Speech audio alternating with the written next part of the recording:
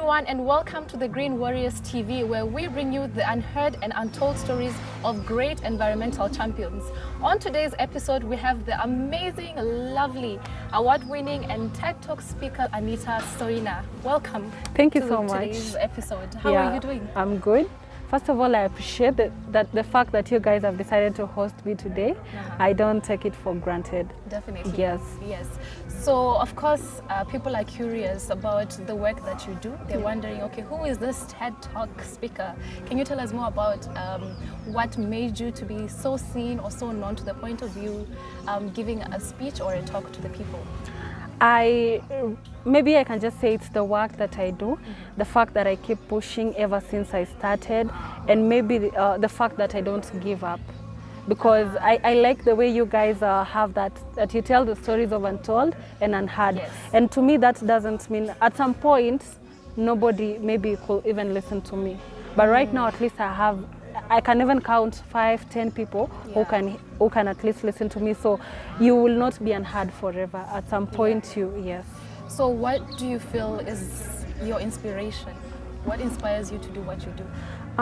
I can say when I started doing conservation, I learned about the SDGs, that's the Sustainable Development Goals. Yeah. And when I came across the SDG 13, I realized that we were really in a crisis, and this is what we may need to address first, because the planet is everything that we need. For us to even go and try and solve the poverty issues, we are doing it in a planet. For us to do anything, we are doing it in a planet. So that's one thing that really pushes me. And of course, Wangari Maathai is another big inspiration, who through her actions taught us that we have to keep fighting for what, if we want to see change, we also have to be the change. Yeah, definitely. So I'll just take you back a bit. You mentioned a word, conservation. What exactly does it mean to those who may not understand? Okay, so personally, I could say it's taking care of what we have remaining, as well as maybe, let's say in the tree growing side means growing more trees and taking care of the trees that we have, but generally means taking care of what we have, conserving what we already have before maybe it goes extinct. Yes. So I think many people would probably be so curious if they don't already know. Why do we need so many trees? I mean, don't we have enough?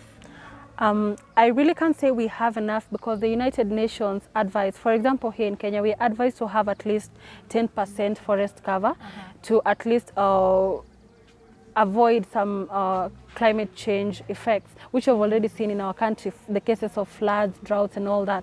So it's really, that means we really don't have enough yet.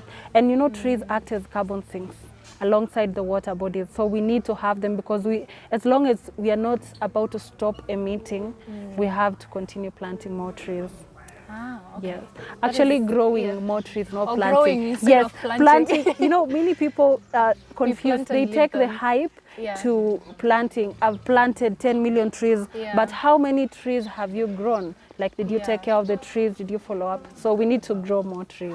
Okay, so through your initiative, how many trees have you grown, or how far have you come? Yeah, so I can say we've done 3,000 plus trees. We have not counted the ones that we've done this year.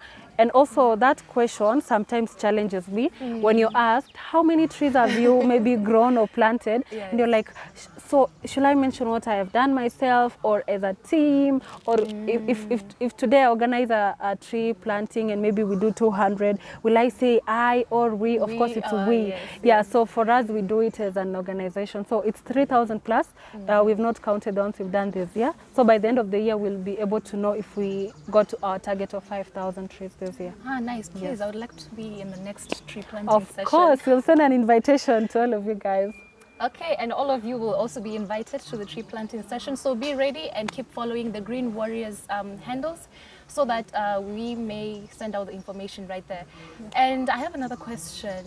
Looking at the future, how would you want your initiative to be known? I can say I want to have mine just like, you know, once a scout, always a scout. So I don't want to say I was a scout So one thing I've learned about scouting is that they have been able to get to institutions, and that is where I want Spice Warriors to be in the next few years. We want to be able to adopt environmental clubs in schools, because right now they are dying. Like a lot of environmental clubs are collapsing. If dying was the right word, they're collapsing, and we want to revive them, and at least you know, when you have an environmental club, it's not all about meeting during club days and all that. We want to be able to even give them documents, or maybe things that they can be reading, or maybe a plan, a one-year plan or something. So it's basically being able to adopt environmental clubs in institutions, and we hope to start soon, probably as early as next month, if we'll be allowed in schools. So, and also we'll want to see us being the people who mentoring young people to be the young environmental champions, and also people who'll be in charge of making policies. That's very encouraging. Yes. I wish I was younger when these clubs are being made to be so we can active always and do so for fun. you can always now join the Spice Warriors itself, the mother organization. And how does one join and become part of the Spice Warriors team? So what we have, like I like to say, the only qualification you need for you to conserve the environment is the fact that you live on this planet. So we don't have any qualification like class qualifications or something. It's open to everyone, but we have two types of, we have membership and voluntary. For voluntary, we just maybe add you to our WhatsApp group, and then you'll be part of the planning. But for membership, there is a fee. You pay a fee of 10 USD, and then that way you're able to get your T-shirt, membership card, and all those things. And whenever we have an opportunity, maybe that is sponsored, we always consider the members first. So they get so that's the priority. benefit. Okay, awesome. So let's say now 5 to 10 years from now, you become someone very prominent, either in government or any other leadership position. What do you feel you would want to change in that position, or what do you think you can do to make our environment better? First of all, I'll change the policies in our political parties. I will make sure that every political party presents policies that also touch on conservation, where for you to vie, you must have shown interest of taking care of the planet. Also, I'll make sure that people in offices in charge of conservation are really interested about the environment and its protection. That way, we will trust them with all the policies. So we will be sure at least they're going to make policies that benefit the planet and the people at the same time. I think those are the two things that I will really do. And I will also initiate a national tree planting, like the one that was done in Ethiopia. I believe you saw that India did 50 million, Ethiopia did 350 million in one day, and they bet the record. So I believe we as Kenyans can do, but only possible if we engage the small scale, I can say farmers or the business people who do tree seedlings. So And as we end the talk for today, what would you say is your biggest message to the people who are out there when it comes to matters of conservation, sustainability, environmental protection? Money on a dead planet is nothing. I saw that somewhere yesterday. Yes, money on a dead planet is nothing, because we tend to put profit before the people. And you know, the people even mean maybe ourselves. And so at the end of the day, we end up getting disasters, and with our money we can't even solve the disasters. We are all trapped in the floods. We are all exactly. No one is above the floods. I don't know if you saw, there was a photo of a place where the mud had slid. Kiingereza sio mdomo changu. The mud had slid, and it had fallen on big vehicles. Like I saw a black V8 that were bought with a lot of money. And so like we really can't solve these things without and maybe to advise people that let's move to I saw the PS environment. Dr. Chris Kiptoo talked about Kenya banning fossil, making sure that by 2030 we don't have any fossil fuels emissions and all that. And I was like, oh wow, that's awesome. I hope it's implemented, but first of all, thank you for making that step. Of at least even having it mentioned that it will not happen. So at least we've seen light. Okay. So I think that is it for today's session, and we appreciate you for being our guest today. Thank you so much for It having means me once very again. much to have young people like yourself sharing their stories and also inspiring other young people out there, as well as older people. You never know Yes, sure. who needs this inspiration and this message, and also the information that you have shared.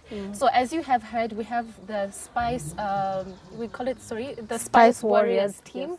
where you can join as a member, whether voluntary or a paying member that is on membership.